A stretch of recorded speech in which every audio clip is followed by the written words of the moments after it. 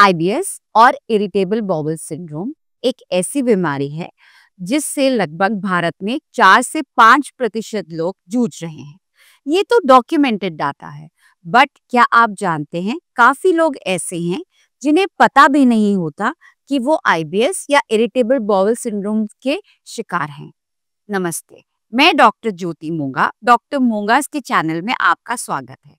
तो आज हम बात करेंगे आईबीएस के बारे में, इनके लक्षणों के यानी कि इनके सिम्टम्स के बारे में और 5 ऐसे सरल उपाय के बारे में जिसे आप अपनी रोजमर्रा की जिंदगी में इस्तेमाल करके आईबीएस को बहुत हद तक कंट्रोल कर सकते हैं।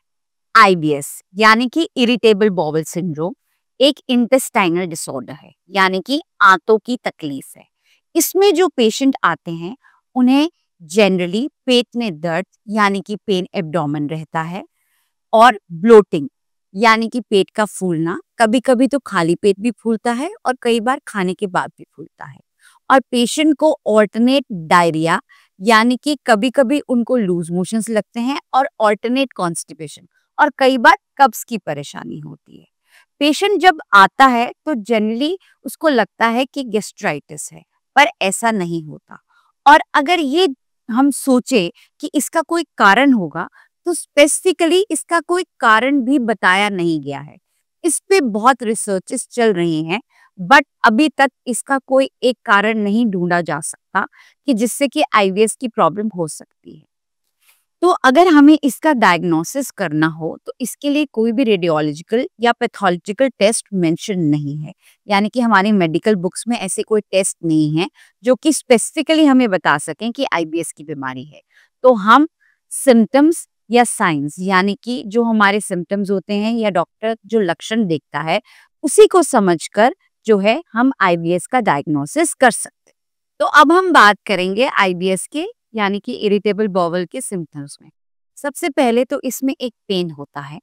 पेन जो होता है वो क्रैम्प्स यानी कि जैसे मरोड़ पड़ते हैं, हल्का दर्द या तेज दर्द या चुभन, पेट में पेशेंट को चुभन भी महसूस हो सकती है। पेशेंट को खाने के बाद जनरली ब्लोटिंग यानी कि पेट फूलना हो जाता है। कई बार पेशेंट को ऐसा लगता है कि उसे लूज मोशंस लग गए हैं और फिर अगले दिन कॉन्स्टिपेशन यानी कब्ज हो जाता है। हाँ, पेशेंट ये भी कंप्लेंट करता है कि उसके स्टूल में म्यूकस यानी कि चिपचिपापन भी आ रहा है। कुछ स्पेसिफिक फूड खाने से वो पेशेंट टू पेशेंट वेरी करता है, हर पेशेंट में सिमिलर नहीं होता है। जैसे कि पेशेंट अगर ज्यादा बाहर का खाता है, मैदे वाली चीज खाता है, या कई लोगों को ग्लूटेन एलर्जी यानी कि व्हीट से भी एलर्जी हो जाती है। कुछ लोग अगर डेयरी प्रोडक्ट्स खाते हैं, कुछ लोग ज्यादा रफेज यानी कि कच्चे सलाद का इस्तेमाल करते हैं, उनको भी आईबीएस जो है इससे ट्रिगर हो जाता है यानी कि बढ़ जाता है। और जनरली जो आजकल की पॉपुलेशन है जो कि बहुत ज्यादा स्ट्रेस में रहते हैं, कॉर्पोरेट सेक्टर में जॉब्स करते हैं, जिनका बाहर का खाना बहुत ज्यादा होता है और टारगेट्स अचीव करने के लिए उनको एक डेडलाइंस दी जाती हैं जिसकी वजह से वो बहुत ज्यादा स्ट्रेस में पाए जाते हैं, ऐसे पेशेंट्स में आईबीएस बहुत ज्यादा पाया जाता है। तो अब बात करते हैं हम उन 5 उपायों के बारे में जिसे आप इस्तेमाल करके आईबीएस के सिम्टम्स को बहुत हद तक कंट्रोल कर सकते हैं और अपने जीवन को सरल तरीके से जी सकते हैं।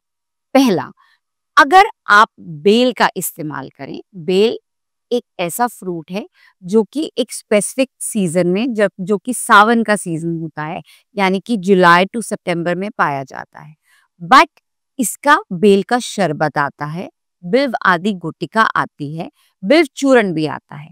अगर आप इसका इस्तेमाल करते हैं तो ये आईबीएस के सिम्टम्स को रिलीव करने में बहुत हेल्प करता है। दूसरा, अगर किसी पेशेंट को आईबीएस है तो उसे अल्कोहल यानी कि शराब का इस्तेमाल कम से कम करना चाहिए, और अगर करें भी तो बहुत कम मात्रा में करें और खाली पेट तो बिल्कुल भी ना करें। चाय और कॉफी की मात्रा भी कम से कम इस्तेमाल में लाएं, और अगर ले भी रहे हैं तो उसके साथ थोड़ा सा कुछ खाएं ताकि वो पेट में जाके आपको ज्यादा एसिडिटी ना करे। तीसरा, आईबीएस को ठीक करने के लिए हमें अपने जो इंटेस्टाइन्स हैं उनके गुड फ्लोरा यानी कि अच्छे बैक्टीरिया को मेंटेन करके रखना चाहिए। अब वो हम कैसे कर सकते हैं? प्रोबायोटिक्स का इस्तेमाल करके, यानी कि वो चीजें जो कि हमारे इंटेस्टाइन में गुड बैक्टीरिया की मात्रा को बढ़ाती हैं, जैसे कि दही और छाछ का प्रयोग। चौथा, स्ट्रेस एक बहुत बड़ा कारण माना जाता है आईबीएस के सिम्टम्स को बढ़ाने के लिए। तो अगर आप अपने आईबीएस को ठीक रखना चाहते हैं तो आपको स्ट्रेस मैनेजमेंट करना बहुत जरूरी है। अब हम स्ट्रेस मैनेजमेंट कैसे कर सकते हैं?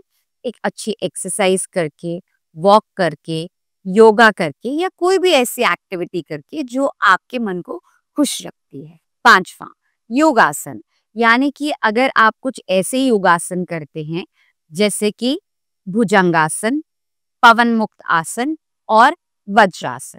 खाना खाने के बाद अगर आप 5 से 10 मिनट तक वज्रासन में बैठते हैं और इन योग आसनों को रेगुलरली करते हैं तो आप देखेंगे कि धीरे धीरे आपके आईबीएस के सिम्टम्स कम होने शुरू हो जाते हैं। अगर ये 5 तरीके आप अपनी लाइफ में इस्तेमाल करते हैं तो आईबीएस के सिम्टम्स को आप धीरे धीरे देखेंगे कि बहुत जल्दी कम होने शुरू हो जाते हैं और आप एक नॉर्मल व्यक्ति की तरह अपनी लाइफ को व्यतीत कर सकते हैं।